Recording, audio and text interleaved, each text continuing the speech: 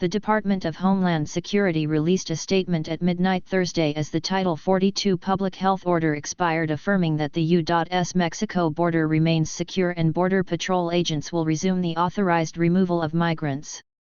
The border is not open, DHS Secretary Alejandro Mayorkas said. Starting tonight, people who arrive at the border without using a lawful pathway will be presumed ineligible for asylum.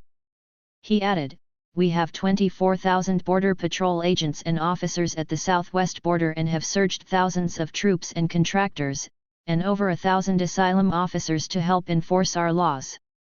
Do not believe the lies of smugglers." Mayorkas cautioned that violators would face tougher consequences as the Biden administration looks to combat the ongoing migrant crisis.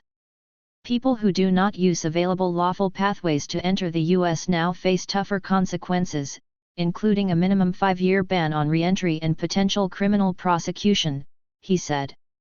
Together with our partners throughout the federal government and Western Hemisphere, we are prepared for this transition. As for migrants currently in the country, Mayorkas said the DHS and its partners stand ready to humanely process and remove people without a legal basis to remain in the U.S.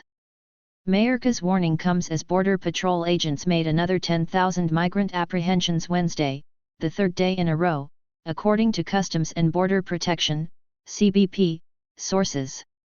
The statement comes after a federal judge Thursday evening blocked the Biden administration from implementing a policy that would have allowed immigration officials to release migrants currently in custody.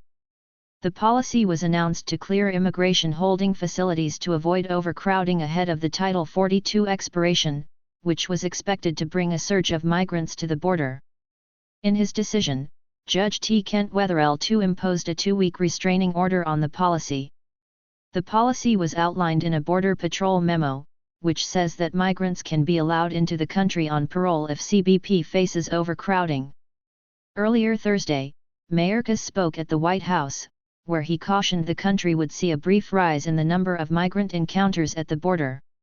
"We expected to see large numbers of encounters initially. We are already seeing high numbers of encounters in certain sectors," Mayorkas said.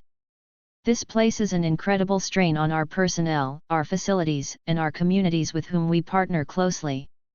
We prepared for this moment for almost 2 years and our plan will deliver results. It will take time for those results to be fully realized, and it is essential that we all take this into account."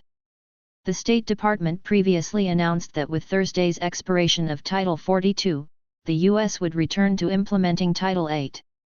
Like many other COVID-era public health measures, the CDC's temporary Title 42 public health order will also come to an end. But the lifting of the Title 42 order does not mean the border is open, the State Department said in a statement on April 27. It continued, "When the Title 42 order lifts at 11:59 p.m. on May 11, the United States will return to using Title 8 immigration authorities to expeditiously process and remove individuals who arrive at the U.S. border unlawfully. These decades-old authorities carry steep consequences for unlawful entry, including at least a 5-year ban on re-entry and potential criminal prosecution for repeated attempts to enter unlawfully." President Biden and Congress have been unable to come up with an agreement on how to secure the southern border. The president has threatened to veto the latest proposal from House Republicans.